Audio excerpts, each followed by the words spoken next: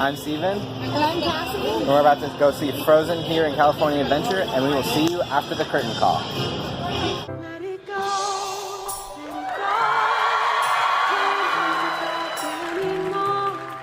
let it go, let it go, turn away and slam the door.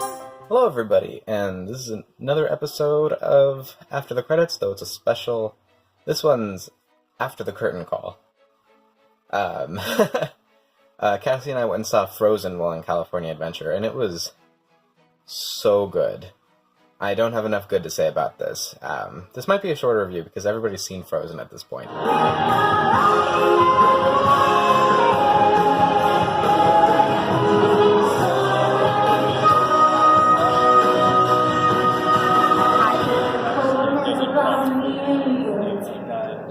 And the stage production was just a slightly condensed version of Frozen, of the movie. Basically, the movie, I think, is about an hour 20, hour 30 minutes long, and the play is an hour. But there were so many good things about it. The actresses were so good, their voices were perfect. I honestly think I liked Elsa's version of Let It Go in this a little bit better than the movie, and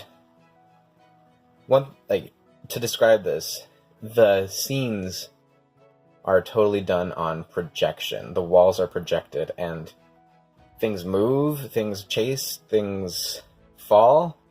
It's great. There's a few set pieces, like doors moving for Do You Want to Build a Snowman?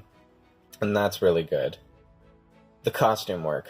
So you see everybody, obviously most of the costumes are basically recreations of the movie, but when it comes to, I will say, there are the trolls are in this movie, and they look creepy. It's not their fault, but it's just a hard costume to pull off, I think. Though some of the work they do with it is super cool, and the creepiness does kind of go away after seeing this for a few minutes. Sven looks great.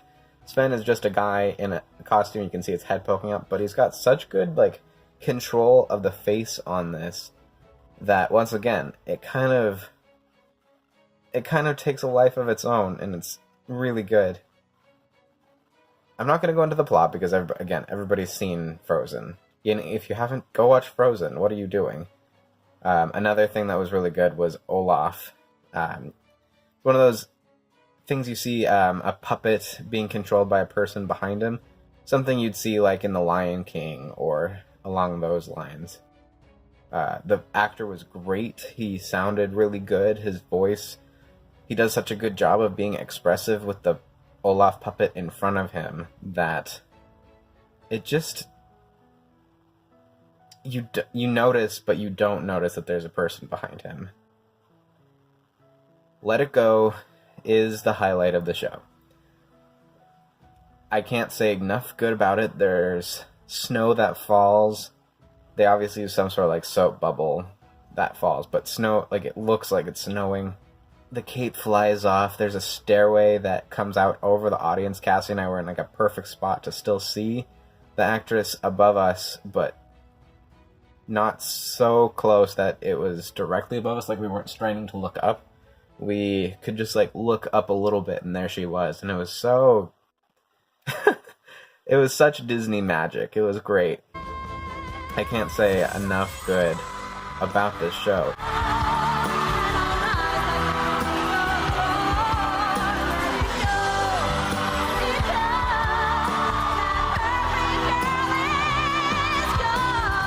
One of the problems I had with Frozen was the last real song in the movie is Fixer Upper, which is sung by the Trolls, which is more of a comedy song. There's just silly and fun, and then it goes, oh no, things are scary again.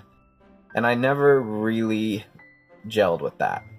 This show fixes it. It does a reprise of Love is an Open Door, but in the context of family and friends and potentially some love between Kristoff and Anna and things like that. And it's just perfect. I wish the movie ended that way. It was one of the few problems I ever had with Frozen, and it didn't. The show finally made it work. I was so happy. Again, like I said, this will be probably a short review comparatively, because I don't have a lot to say about the show without saying, like, I honestly love Frozen. I think it's a really good movie. I don't think it's the best Disney movie ever, but the music in it is legitimately really good, and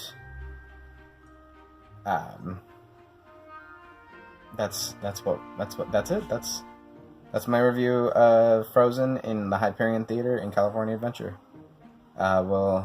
Next time we'll catch you at the movies.